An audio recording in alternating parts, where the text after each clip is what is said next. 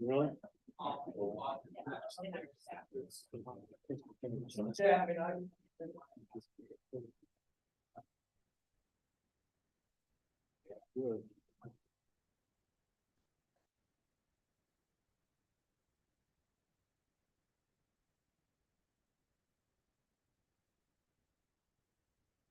The time is 7 p.m. We'll call this meeting to order. Would everyone please rise for the Pledge of Allegiance? Pledge allegiance to the flag.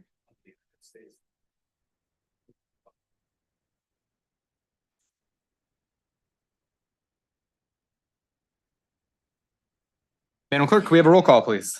Mayor Pulaski, Here. trustee Delapenna, Here. trustee Domke, Here. trustee Forsythe, Here. trustee Lanisa, Here. trustee Prokowski. Here. Trustee Trejo. Here. We have a quorum tonight. We'll move on to presentation of the prepared agenda. Do we have a motion to approve? Moved. Second. Any discussion? Seeing none, all those in favor, please signify by saying aye. Aye. Opposed, nay. Any abstentions? Seeing none, that motion carries. We have an opportunity for village board public comment. Anyone wishing to provide a comment on a topic or an agenda item may address the village board during the public comment, public hearing segments of the village board agenda by submitting comments in advance using the online form or during the meeting. Madam Clerk, do we have any submitted prior to the meeting? None in advance. Thank you so much. Do we have any members of the public here tonight that wish to address the board? Let the record show none. We'll move on to officials and staff reports. Under mine, we have the consideration of a resolution that asks for a motion from the board to adopt a resolution providing for and requiring the submission of a public question for the village of Roselle to become a home rule unit to be submitted to the voters of the village at the general primary election to be held on March 19th, 2024. Moved. There's a second? Second. Any discussion? I'll just say that, you know, after a series of public forums that really started in full earnest and educating the public back in February of this year, that we've come full circle. And you know, at the end of the day, we're enabling the residents to make their voices heard on the ballot. And so we'll find out what the results are next spring. And so appreciate all the involvement from the board. And I know we'll have a continued effort to educate the public and answer their questions from now until March 19th. But I think we don't take this decision lightly. And I think that's the beautiful thing about democracy is at the end of the day, every voter has their opportunity to make their voices heard on March 19th. So there's no other comments from the board. I'll ask for a roll call. Trustee Delapenna, Aye. trustee Prokowski, Aye. trustee Domke, Aye. trustee Forsythe, Aye. Lanisa, Aye. trustee Trejo. Aye. And that motion carries. I'd also like to ask for a motion to adopt a resolution establishing the position of the village board on the use of home rule authority and taxing under the property tax extension limitation law limits. So moved. Is there a second? Second. Any discussion?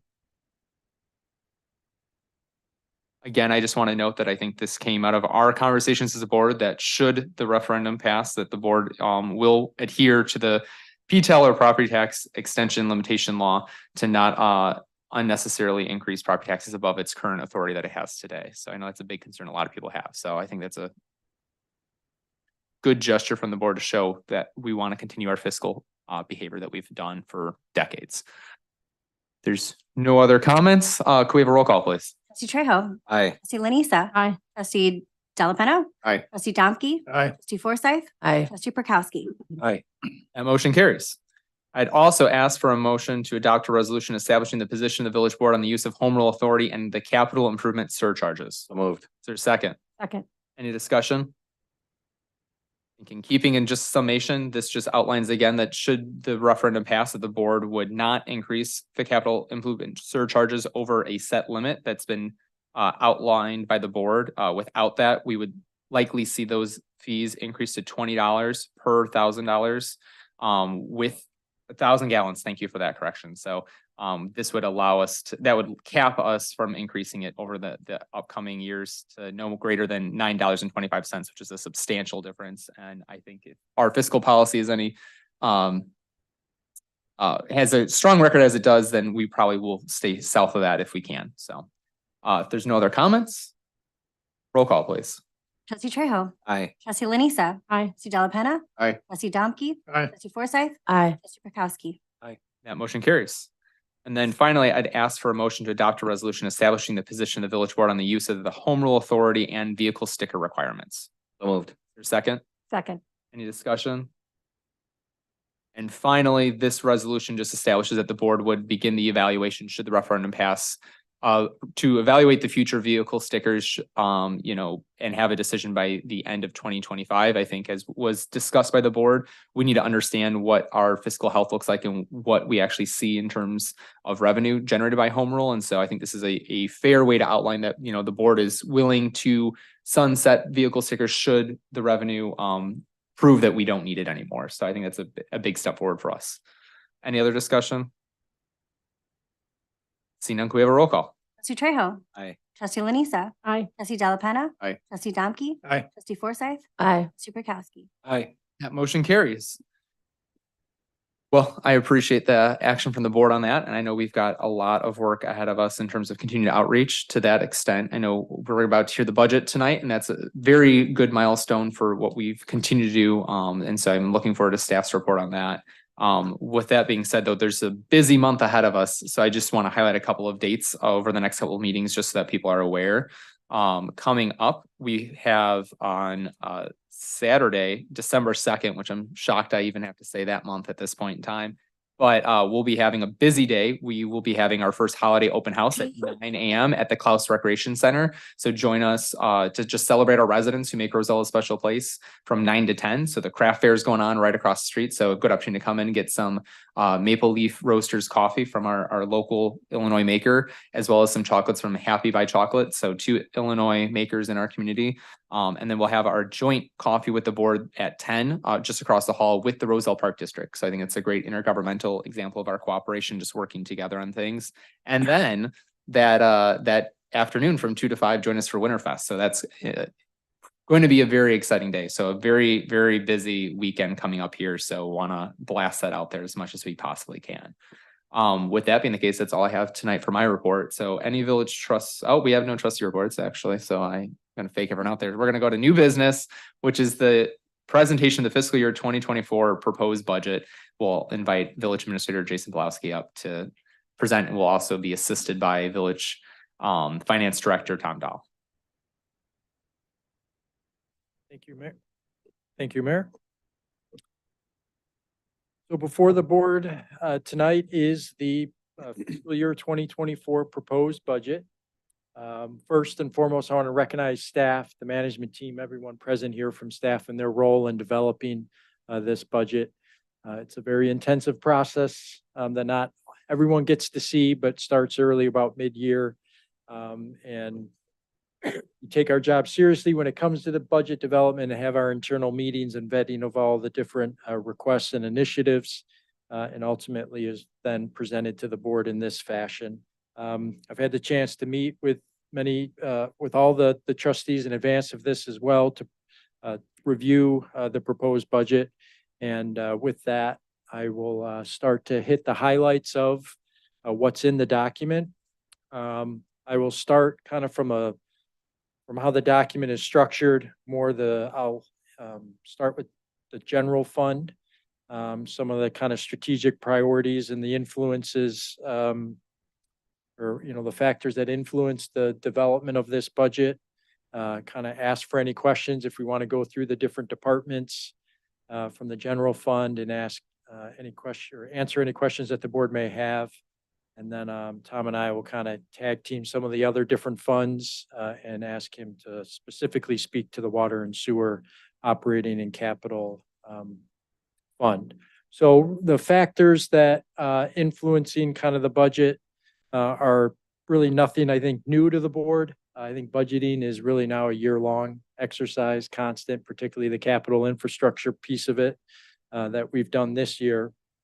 But really looking at limiting any of the increases to taxpayers. We're very sensitive to that, just ensuring that fees and charges align with the current service delivery levels.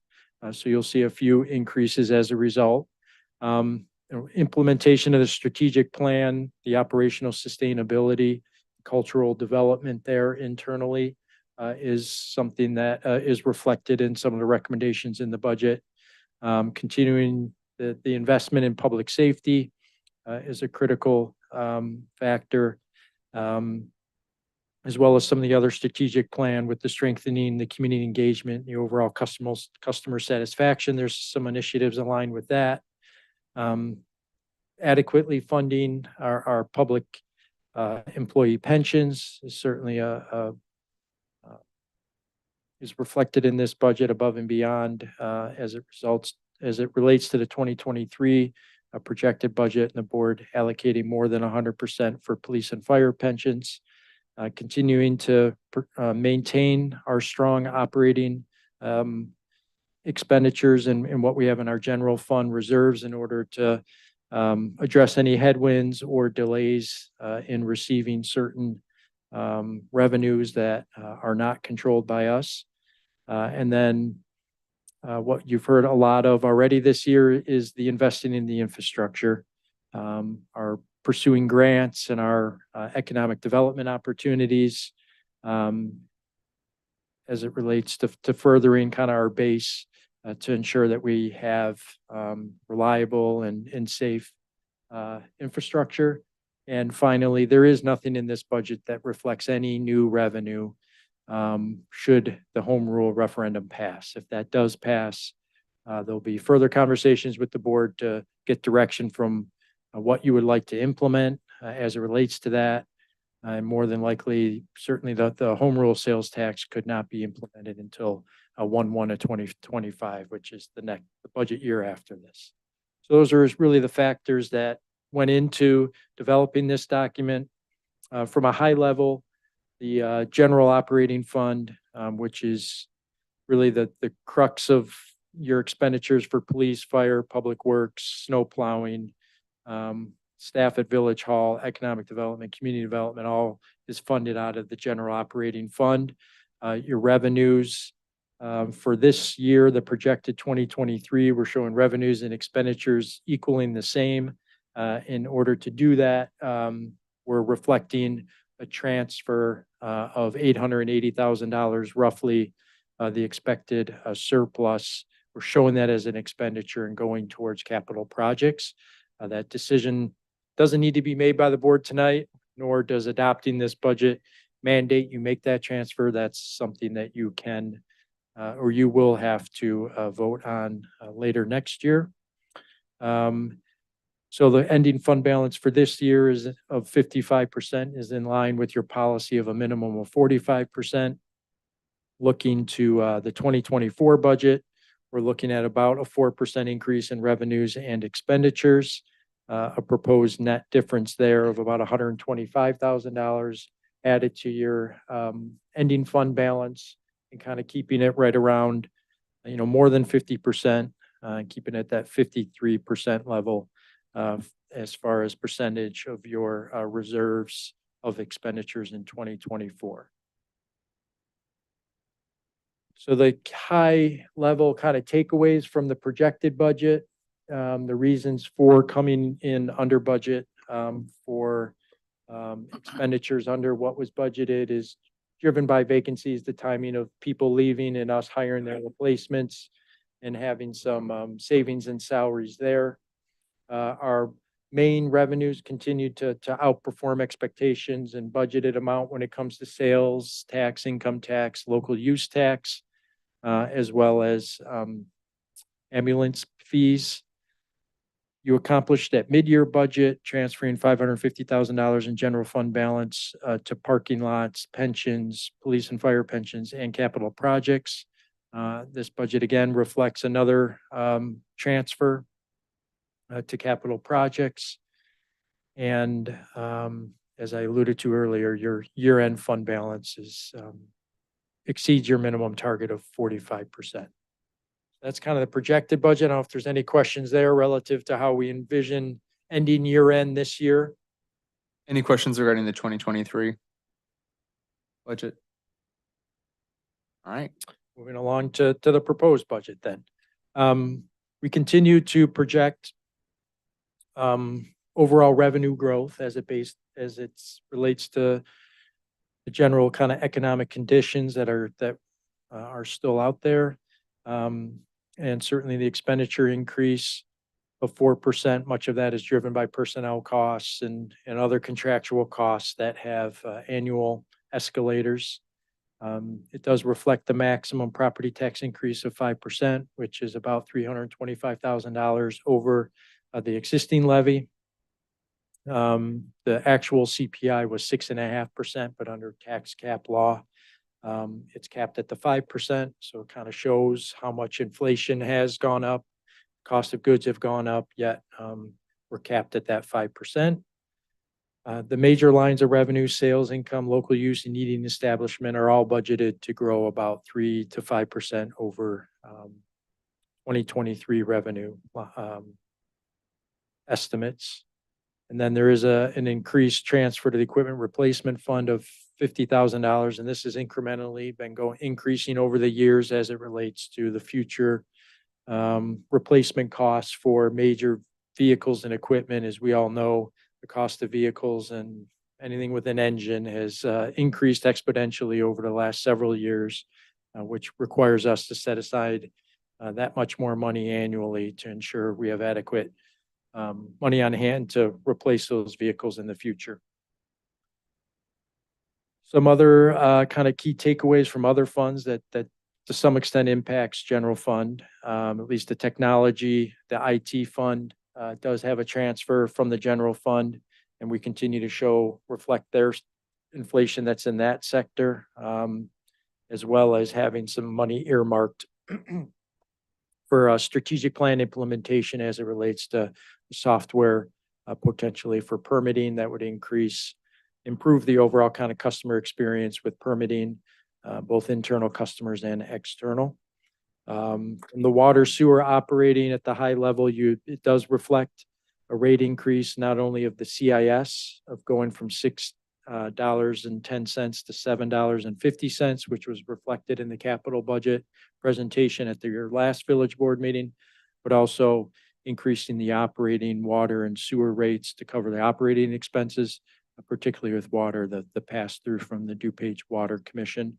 And the board also previously approved commuter parking lot fee increases to align revenues there with the expenditures in the parking lot, which have been impacted by less parkers. So that's kind of the high level general fund. I'll get a little more detailed into some of the department kind of initiatives and projects that are included in the general fund. But continuing here, the general fund is about 70% of it is personnel costs related, so salaries, insurance, pensions, outsourced personnel costs. Those contractual costs make up about another 8%. And then some additional lines, expenses that are to some extent unavoidable. Our insurance, our information technology, and our equipment replacement is another little over 6%. So about 84% of your budget doesn't have much flexibility to it. It's pretty fixed. It's personnel, or it's contractual in lieu of personnel to meet the minimum service delivery standards that you all have set and that the community at this point expects. So kind of what makes up that other 16% is somewhat what I'll highlight here shortly. Within that personnel line item is the reflection of a new full-time assistant finance director position in the finance department, as well as an increase in contractual paramedic services, which is somewhat offset by the reduction in part-time firefighter shift hours. Those are kind of the two biggest personnel related changes in the budget. So for our more project-based initiatives and projects from a police department, there's some additional expenditures related to building envelope improvements, as well as door replacements there.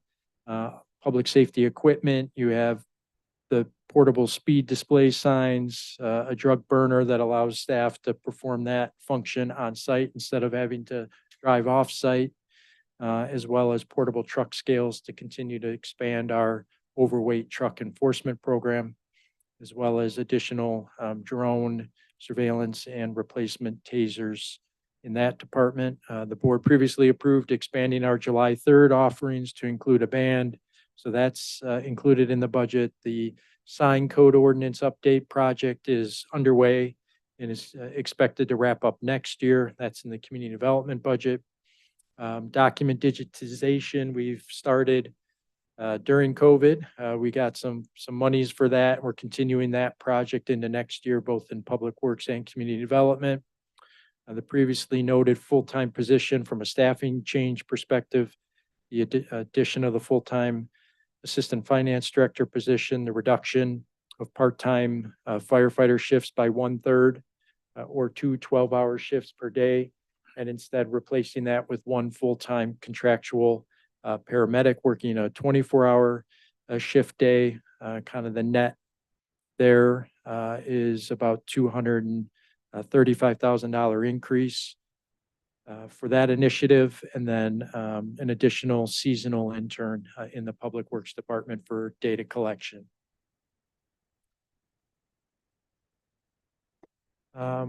Few other. Yeah, can we pause right here? Just see any questions or comments from the board at this time? Wayne? Just have two. So I appreciate these percentages of personnel costs and additional outsource. How does that compare to last year? Were we 70% last year? Yeah, we historically are always around that 70%. So these numbers are not inflating at all, are they? No, I mean, it's As far as the, pretty constant. Yeah, pretty constant. Our personnel costs, we say, are roughly about 3/4 of our budget. And I think that's super important to your point, Wayne, because we've been able to continue to pay ahead on some of these pension debts, and I think a lot of communities are gonna have a lot. I mean, we still have a lot to do, and I don't want to pat ourselves on the back prematurely here, but I think a lot of other communities are gonna have a much steeper road to climb on that, and because the board has had the foresight to put additional money ahead of schedule, we're not gonna feel that burn as much, but it will get harder. and it's good the public knows that nothing's going exponentially up the.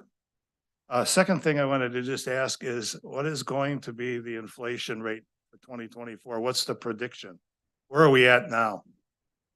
I thought I checked September through September, October through October was 3.7%. So our 4% is in line with the inflation that we predict.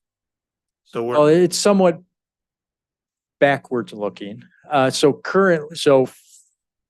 What CPI at the state of Illinois level for determining property tax is really in arrears almost. Yeah, a year in arrears. So the 6.5% was really December of, really was the year of 2022. So that's what is used for our levy next year. So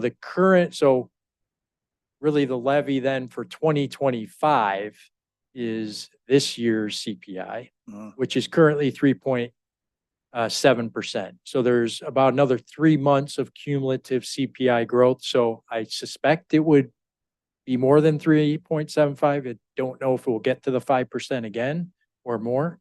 But so there's kind of the lag of what we levy versus, say, increases in salaries for employees to deal with current economic conditions. Those are kind of the differences between what salaries may increase versus the lag with CPI and property tax. I may have made that more confusing than not. gave me way more information. Well, I was and gonna get. I think on that note too, when we do a property tax levy, I think it's easy when you get your property tax bill, you see it as a percent of your assessed value, right? But the board doesn't set a property tax rate. We set a levy. We say how much money we need to collect via property taxes, and that's where it gets accumulated together at the assessor's office as far as what that tax bill looks like. I think one thing that's a key factor is regardless of inflation, you have other factors that influence things such as the assessed value of property within the village. So some instances, the village may be increasing its levy, but in reality, property values have gone up to such a rate that it might be an overall rate reduction. So I think in that taking your question maybe a step further, do we have any idea over the last year or two, what the assessed property values of the village have done? Yes. And I'll ask our property tax expert on the board, trustee Perkowski, if he happens to know offhand. We have annual EAV as a Okay. chart in our budget that Tom can pull up. Well, the other issue is right now, this is a reassessment year and the numbers have not been put out yet. So the last 4 years might be a guide, but the numbers can change pretty dramatically every 4 years with the quadrennial reassessment. Thank you. And I think that's just something that not that we try to, we do always assess what we need, but I think that's one thing thinking about from a resident impact perspective. Oftentimes what we levy may or may not actually materialize as a total bill increase on a resident side. So There's a lot of factors that go into an individual property tax bill, and we're one of many, many factors that can Yeah. impact someone. And well, unless Tom has an answer, 8%. Do you mind, hold on, we'll get you on the mic for everyone at Yeah, home. so for the 2022 levy, which we just got Cook County like less than a month ago. So for combined Cook and DuPage, so for the village, it was just about 8% increase in assessed value. And if ours, you know, to your point, if our levy went up 5, the rate by math is going to go down because the assessed value is going up higher than our levy is. Thank you so much. So I think that's just another reason why when we talked about PTEL earlier, that's why that's pretty important, because I think that's something that helps keep things in check for residents on that property tax bill side. So I'll just throw out there too. I think it's especially with the trucking center development that's going on in Schaumburg, that I know we've been very good about advocating for residents. I think having the portable truck scale is going to be helpful for us to reassure residents that we can do better enforcement on that end. So I really think we're excited to see that. And I've been excited. I know last year, I think it was Trustee Trejo and maybe Trustee Berkshire who were pushing for some of the portable speed signs. It's been exciting to see those on Lawrence Avenue and just recently on West Maple near St. Walters. I think those have been a great tool. And I think the new technology is fantastic because we collect data instead of it just being a warning for people. We actually get the information about how many people were speeding and things of that nature. So expanding that program, I think, will be great for all those neighborhoods. I know we hear a lot of complaints, especially around Lake Park and whatnot. So I think great technology that we're equipping our department with. And David, you gotta say also, those speed signs do not take a photograph of the car. They do not send any information to the police department other than Purely data to help us with purely. and manpower to enforce it, right? Basically, speed, time and day is about, I think, all the data that's collected. And I think the only other thing that, you know, for those, you know, as we're asking the village to give us additional funding, you know, we're doing a ban for the 4th of July again. I think one thing that just to highlight from that end is, as a non-home rule community today, we have to spend our hotel motel tax on tourism type activities. And so while it is $10,000 for a band to play, we have to, by state law, use our hotel motel tax for certain things. And this is one of those things. So I think while it's a good service to the community, just kind of highlights some of the constraints that we have today. That could we spend that hotel motel tax in a different way on infrastructure? Sure, but we can't today legally. So any other questions? Oh, yes, Trustee Prokowski. You just have one just to clarify. When you're talking about the CPI, are you talking about the 2023 assessment year or the 2023 assessment year payable in 2024? Which of those? So it would be, So the 6.5% compare is what will be paid next year. okay, so. Yeah. Okay. Thank you.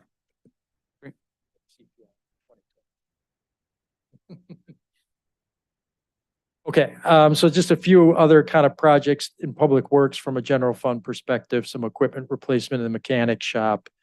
We have some funding in there to consider replacing light poles at Turner Pond. That'll probably be, you know, a future conversation with the Park District. And then our ongoing reforestation program, which includes the annual tree survey, condition survey, and then some soil treatments for ash trees. So those are kind of your, to me, the special projects, the kind of the new items this year that aren't just your annual expenditures to fund the operations of our major departments. So those are kind of the highlights, key projects, initiatives, things that are aligned with village board policy and in previous direction related to a lot of those departments. So I know there were some questions there. If there are any additional questions. Any additional questions? I just have one just for public awareness. So I know we talked about water rate increases that we received from the DuPage County Water Commission. So the DuPage County Water Commission's purchases its water from the city of Chicago, which sets the rate essentially effectively for us. I know there's been a lot of conversation in the news about Joliet securing water access and a lot of negotiations back and forth between our water consortium and the impacts of that. Also, we've made a splash in the headlines about potentially talking about obtaining water ourselves directly, not as a village, but as a water consortium, so we can bypass the city of Chicago altogether to hopefully reduce costs for our membership and ultimately our residents. Can you just discuss the feasibility or like what those impacts are and whatnot when we discuss kind of water rate increases that are being passed down to us by the city of Chicago? Yeah, at least right now, the city of Chicago is capped at increasing our rates at 5%. That's because we have, yeah, so a little nuance there, but so we're capped right now at 5%. We had previously been subjected to much larger increases than that several years ago. However, based on language in the DuPage Water Commission's contract with Chicago that we get favored nation clauses. So they had entered into an agreement with another water supply entity. And they had a term in that contract that was more favorable, which capped it at 5%. So now we know worst case, it's 5%. However, it will likely always be 5%. We've had some years where it was less than 5%, but I think now Chicago will always pass along that 5%. So really the future expenditures that the DuPage Water Commission would have based on a 5% annual increase, you start to challenge, it would start to make the commission consider another way to source that water in a less costly manner with more control. Right now, they don't really have any control because it's all city of Chicago infrastructure. It's their employees, it's their pipes. We're kind of subject to their maintenance of that system, which at times, I think we feel they could have put more investment or more maintenance into some of the infrastructure that serves the Water Commission. So I think in the future, like you said, there'll be some ongoing dialogue with the city of Chicago at the next board meeting or the one after. The board will be asked to approve authorizing the DuPage Water Commission board to extend the agreement with City of Chicago. The current agreement's coming up and expiring, but the negotiations to this point with the city have not yielded a new agreement. So the commission can extend it a one-time, and they're looking at that 15 to 20-year timeline, which during that time, really in the next 3 years, the DuPage Water Commission should know if it's going to continue to source its water through the City of Chicago, or if it's going to pursue building its own system basically around the City of Chicago to the north and put in, a pipe kind of in the North Shore. But there'd be a lot of math that would have to go into that to justify what right now is at least a $4 billion public works project to accomplish that. But they're being very thoughtful and methodical in evaluating it, working with area water commissions too, up here in the Northwest region to see if there's opportunities to work together because they all source their water from Chicago as well, to see if there's an opportunity to come together and form a even larger consortium and hopefully bring down the cost of water even more. And then the only other thing that was brought up earlier was that the parking lot fund has kind of been in a deficit for some time now. And I just want to clarify for the sake of everyone, that's mostly due to the pandemic and the drop in commuters paying for parking passes for a long period of time, correct? Correct. We have about 1,200 parking spaces, and I think we're probably not even at 50% utilization of parking. We have fixed overhead costs when it comes to enforcement, when it comes to capital improvements over there. So having that loss of revenue has really hurt because our expenditures have not decreased as much as the revenue has. Great, thank you. Any other questions from the board before we move on? All right. Two other kind of funds. So the tourism fund, as you alluded to before, where many of our special events as well as our convention bureau memberships reside. You'll see that more or less showing kind of expending most of the monies that are coming in through hotel motel tax there.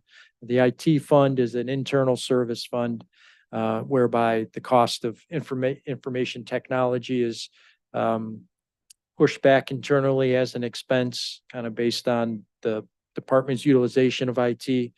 So the board approved a new agreement with our on-site IT, who provides 2 full-time personnel. Went through an RFP process and actually were able to get a reduced cost for that contract.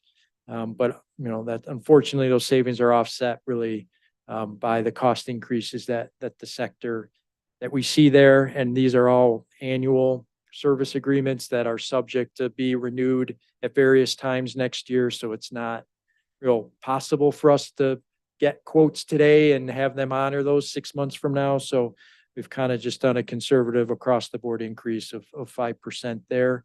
Board also approved some initiatives this year that increased our costs for internet services.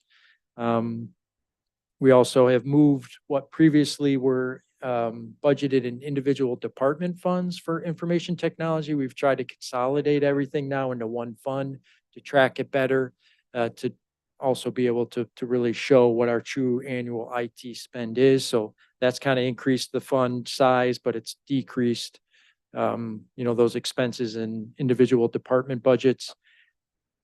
And then there is $45,000 in there for the strategic plan implementation. As I alluded to earlier, a software solution that'll adjust the customer service experience priority. A few other things, the motor fuel tax and Rebuild Illinois. This was presented as part of your capital budget 2 weeks ago. Kind of the annual street pavement patching program at 1.1 million, as well as the Rodenberg Road reconstruction project and resurfacing is slated. The bulk of that project is next year. And those also rely on funds from the Rebuild Illinois, which is was a one-time infusion of capital funding, which will no longer be available after we spend that down. In the water, sewer, and general equipment replacement budget, you've approved many of these vehicle purchases. We budget vehicles in the year in which they're delivered. So you'll see, at least in the case of the fire department, their ambulance was ordered in 2022, and we're now budgeting it to be delivered next year. So that speaks to kind of the delay that we have in receiving some of these vehicles when they've been ordered. And you've already previously approved a couple other vehicles that we're showing for delivery next year. And we are looking to evaluate a staff vehicle in the police department to see if that's an opportunity to introduce our first electric vehicle into our fleet. We have a little more research to do and maybe pursue a grant for a charging station. And if those things come together, then we may be before you recommending something there. Any questions from the board? Comments? All right. So before getting to water, sewer, some of the other capital projects improvements, again, this was part of the capital improvement plan that was presented to you at your last meeting. Kind of the police department has a kitchen improvement, and then really it's the fire department is about $430,000 in improvements there for HVAC, roof, as well as some electrical work and a garage door at the mechanic shop at Public Works. Kind of round out the building improvements. Otherwise, it's sidewalks, your pavement preservation, some streetscaping design projects on Irving Park Road, as well as then the pedestrian bridge that the village received a $3 million grant for that. And next year shows continuing design of that bridge that would connect Metro train station and provide a bridge over Irving Park Road, landing there at Main and Spring in our downtown. And then Plum Grove Bridge deck design, the resurfacing of that is in 2025, which is a significant cost there. And then the ongoing design of stormwater improvements and some smaller construction miscellaneous projects. The stormwater we've been benefited from a $750,000 grant from the federal government for designing stormwater improvements. And fortunately, we've been able to transfer some additional capital or money to the capital projects budget because we need more money for construction of stormwater in the future, design in our other basin, in the Meacham Creek, as well as the Plum Grove Bridge deck replacement would take up a significant amount for a very little amount of work, would cost a lot. So being able to prioritize funding in this budget will continue to be important for the board. And then finally, it's the ARPA fund, the federal stimulus money has to be spent here by the end of next year. We're anticipating that the funding's already been obligated for municipal campus improvements. We went out to bid this year. Bids were not too favorable. The board approved expanding the scope of the design a bit to pick up the entire municipal campus area. We'll be going out to rebid that early next year. We're also waiting to see how the federal government's budget shakes out. But we do know Roselle has some money currently appropriated to it for the municipal campus improvements if the federal budget gets approved kind of as is. And then finally, we're kind of using some of ARPA to offset some of the cost increase on the Rodenberg Road project. And again, those funds, as well as the Rebuild Illinois funds, are both one-time capital infusions that will not be available to us by the end of next year. Any questions or comments from the board? Just a quick one. That Rodenberg rebuild, the way the crossing is at the railroad tracks, we won't lose our no horn zone. will No, we? the quiet zone, because it's closed during construction, so the horn shouldn't be temporarily sounded, but no, the 24-hour quiet zone will not be jeopardized by this work being done. And the crossing it will fulfill the requirements of the quiet zone, right? Yeah, right now it's a ASM a supplemental safety measure, so it automatically qualifies, if you will. So there's nothing significantly being changed that should result in it losing its status as a 24-hour quiet zone. Any other questions or comments?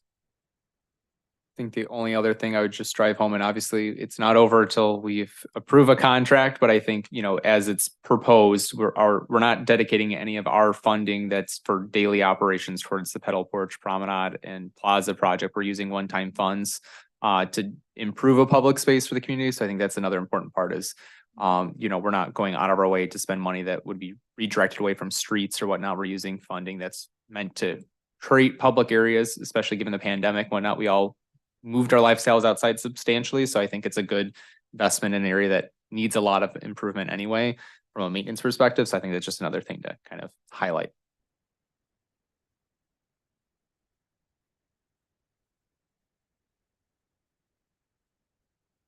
I think I can turn it over to maybe Tom. You can talk through TIF fund and you can talk through water sewer operating capital. And I like that you're wearing your lucky tie today, Tom, as is tradition for budget meetings. So. That's exactly. Money green. Yes, the annual budget tie. So the last part before we head into water sewer is the TIF funds. We have the 3 TIFs. Each one of them will have the grant program, $50,000 each for any property owner that qualifies. In Roselle Road, there's 25,000 in TIF 2, and then Irving Park in both TIF 3 and TIF 4 money for a streetscape design. So we're hoping to use TIF funds for public improvements, the streetscape and pedestrian sidewalks in all 3 of those TIFs are being worked on, and also with Irving Park being resurfaced, we're trying to get those studies done so we can work in tandem with IDOT to get those completed. TIF 4, the budget includes the $11 million debt issuance for the garage purchase. So hopefully we'll close that out sometime next year. We're looking to go to bond sometime in the spring. TIF 3, which is the Irving Central TIF on the west side of Irving Park Road. There's streetscape design, sidewalk improvements, and culvert repair in the budget. And included in that is a monument sign which is the entrance sign on the west side as you come into Roselle. Right now, that sign is old and needs to be replaced, and this will be the first one of the monument signs to be replaced. And then TIF two, which is up at Roselle and Nergy again, we have $100,000 for designing the pedestrian improvements on Roselle Road. And we're in the process of getting ARPA funds from Cook County to also complete that work. Any questions or comments from the board? The only thing I'll add is when we talk streetscaping, obviously we said that a lot. I would say the best example of that is think about Lake Street and what Bloomingdale has done there. It's about improving lighting for both cars, for pedestrians, trying to provide safe passageway for bikes. And in our case, it might even include, evaluating the grounding of some power lines or utility lines, because that area looks very industrial, we'll put it. So if I had $1 for every time I had a resident say, why don't you clean up Irving Park? Well, we're trying, it's just expensive, right? So hopefully some good comes of these studies that we're in the midst of, so. Water sewer, this is the operating fund, something that I take a lot of time to work on. You see in the 2024 budget, revenues equal expenditures, and that is a goal. Obviously, we always want to be a zero difference budget, not a deficit. We've already discussed, the DuPage Water Commission raises rates every year. In the budget is about 21 to 25 cents per 1,000-gallon increase. That's just an increase that we have to pay for the water that we purchase. It's not necessarily water that everybody uses. We have, I think it's about a 7% water loss. So we include that in the calculations of how we come up with the rates. And then there's also an increase in the sewer side. And really the goal is to make sure that the water rates cover water and the sewer rates cover sewer. So that's why you'll see in the next slide, the increases are kind of off a little bit in comparison. So I'm trying to make that equal each year. So we'll end 2024 at about 29% revenues of fund balance for expenditures. And again, that's above our 25% threshold. So you'll see the 10% revenue increase over our 2023 projected. Again, there's a couple things for that. One is the rate increase that we're passing along through the DuPage Water Commission. But in addition to that, I've tried to estimate as best I could the impact of Metro 19. And kind of added what I think their usage will be. Of course, that is predicated on them opening, and finishing construction by mid-year. We have spent down reserves over the last several years, and during the pandemic, we didn't pass along the full water rate increase. So their increase was lower, the DuPage Water Commission. But we kept whatever we thought it was going to be. So if they increased it 10 cents, we thought it was going to increase 6 cents. We didn't pass along that. But now that they're ramping up and doing the full 5%, we are passing that along. So the increase you'll see is water, 41 cents. So again, about 25 cents of that is from DuPage Water Commission. Sewer of 80 cents in DuPage County, and Cook about 15 cents per thousand. So that's an increase of from $15.14 to $16.35 and $12.24 to $12.80 in Cook. And then again, as we've talked about, the CIS has increased $1.40, and really that's for water sewer capital.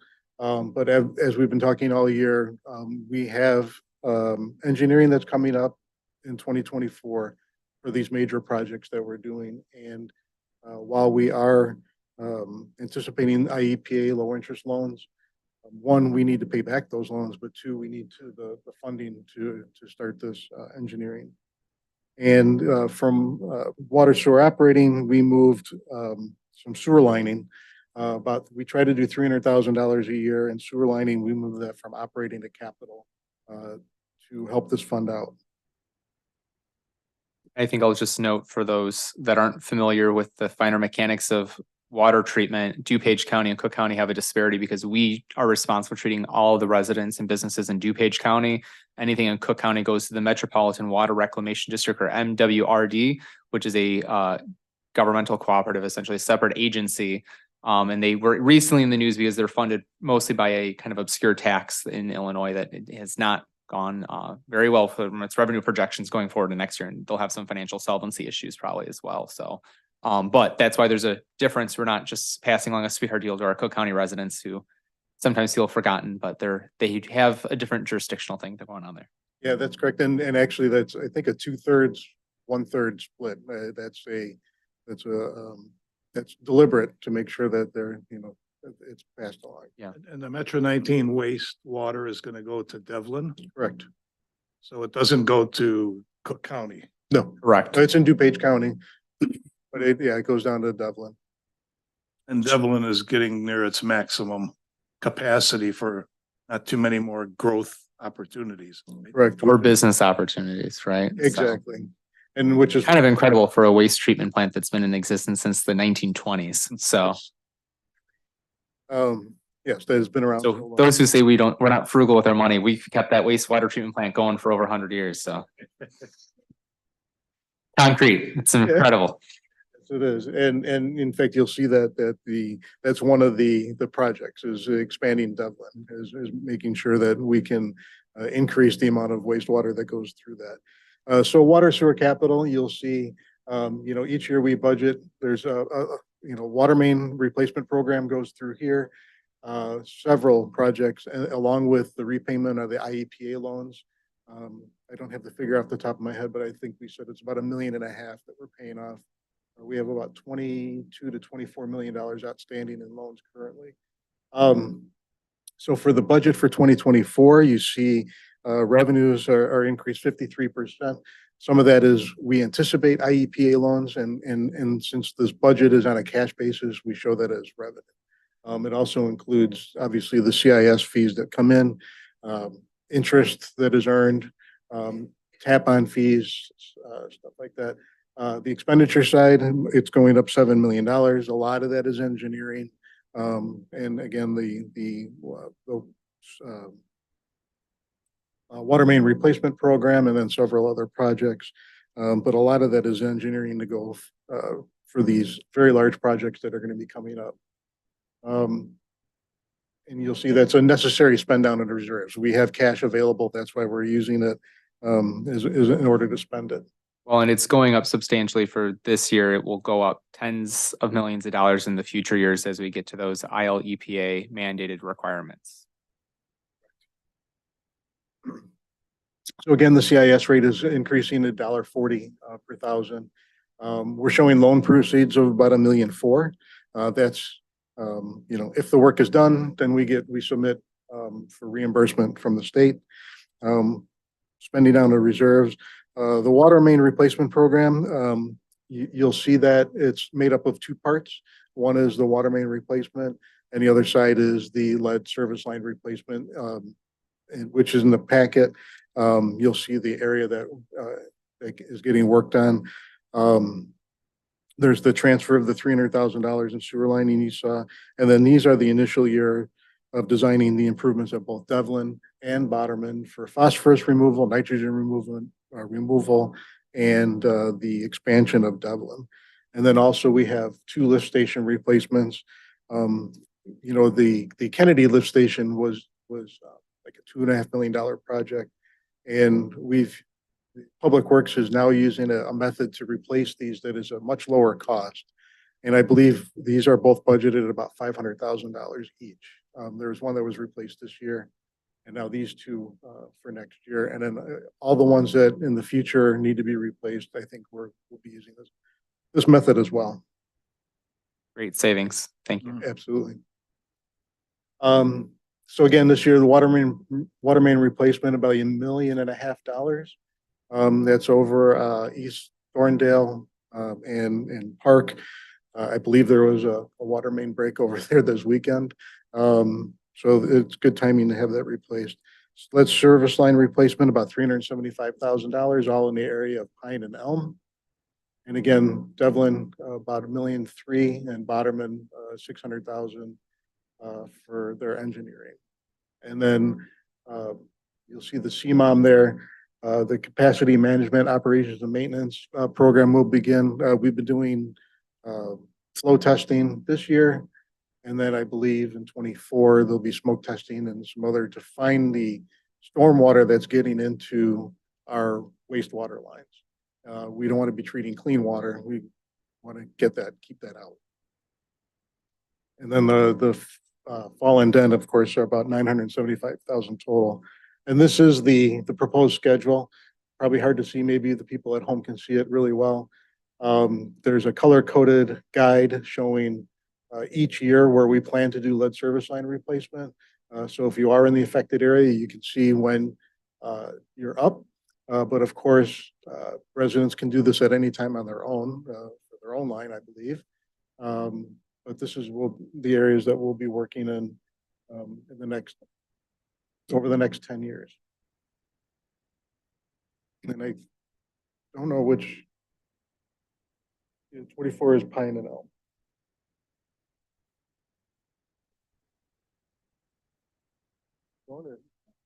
Okay. I'm gonna hand it back over to Jason.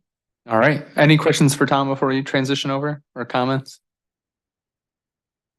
All right, thank you.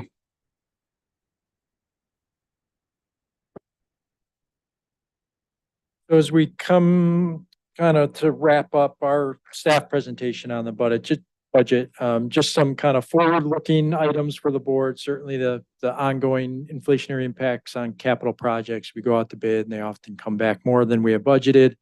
Our utilization of one-time, $3+ million of Rebuild Illinois and ARPA funding for capital will be done.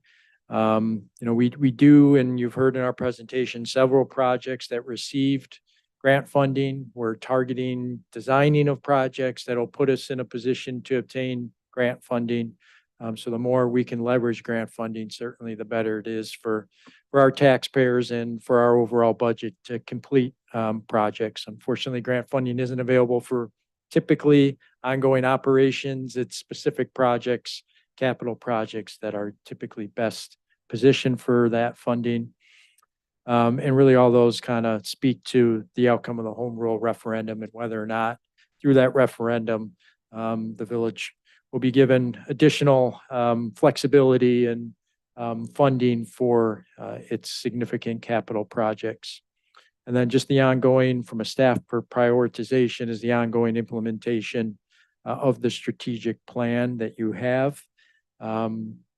And certainly, many of the big programs that we highlighted or spoke about, or staff, additional staffing changes, all are aligned with your strategic plan and help.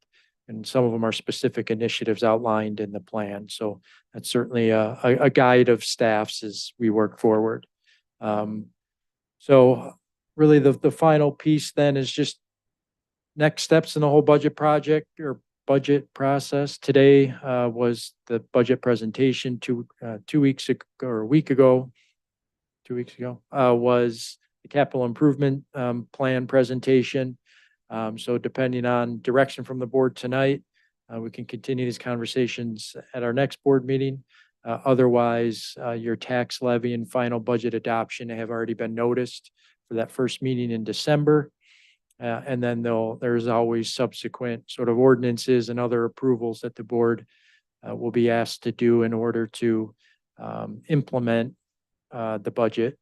And then I guess my only other final thing is if the board endorses what was presented tonight, is authorizing staff to start to put out the job ad for the assistant finance director position. We'd like to do that here before the holidays to help us at least try to get closer to that person starting earlier sometime next year versus kind of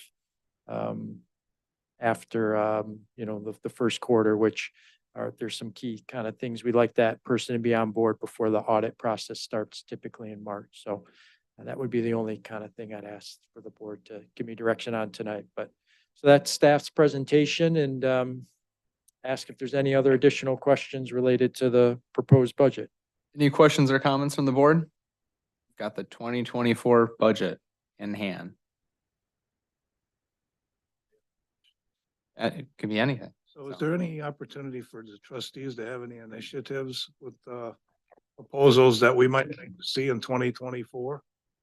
How does that work? What's the process? So that is always an open item that trustees can submit at any time. So I think one is to work through if it's a department that you represent or work with a trustee that represents that department to have a conversation with that department head. I think we've a very good budget vetting process from that standpoint to make sure that we're not suggesting things that a department isn't ready to utilize from that perspective. If it's something that's more broad in general, I'd say talk with the village administrator from a broad sweeping perspective. And if there are anything that isn't captured that has support from the department, then I think we can bring those to the November 13th meeting. Or 27th meeting for that matter, so. 13th or 27th, right? Correct. But I would say let's put those out there. I'll give a deadline of Wednesday. So that way we can make the right preparations from that side of things, so. Right. Other questions or comments? Trustee Prokowski. Just one other kind of thing, I guess, for educational purposes with the property taxes, what we were talking about before with the present percentages and things like that. Another number just for residents to be aware of is something called the equalization factor. So every year, including in reassessment years, but it's not as important in reassessment years, there's usually a percentage that your assessed value will go up. So in 2022, it was 5.25% for Bloomingdale Township. It's applied at the township level. So it's kind of an example of what Tom was talking about, where when the EAV goes up, but our tax rate goes up at a lower percentage, yeah, it's the whole idea of kind of like the levy is one thing, these tax rates are going to be another thing. So it's just kind of something as a resident to be aware of when you get your assessment notice every year. Just to see those percent changes, what that actually means. It doesn't necessarily mean your assessed value specifically went up by that percentage. It's just kind of a factor that's applied to everybody equally.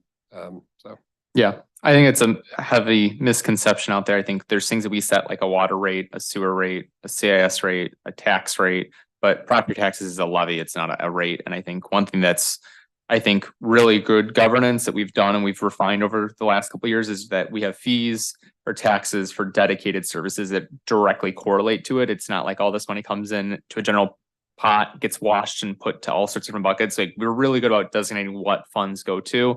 In the case of property tax, that's something that fully goes to personnel costs like police, fire, EMS, pension payments. And so it doesn't cover all those costs for us, but it's definitely, I think it's something that you might not feel good about it, but where you are about 10% of your property tax bill, but it's going to things that you absolutely want to have when you pick up that phone and call 911 to have someone respond to you. So I think that's something at least I feel like I'm doing my part to help our community out when I pay my property tax bill twice a year. So any other comments or questions? Trustee Delpena? Just want to answer Jason's question a little bit about posting the assistant finance director position. I'm fine with that if we post it before we finalize the budget. I don't know how anyone else Thank you. feels about that. Is there consensus from the board on that?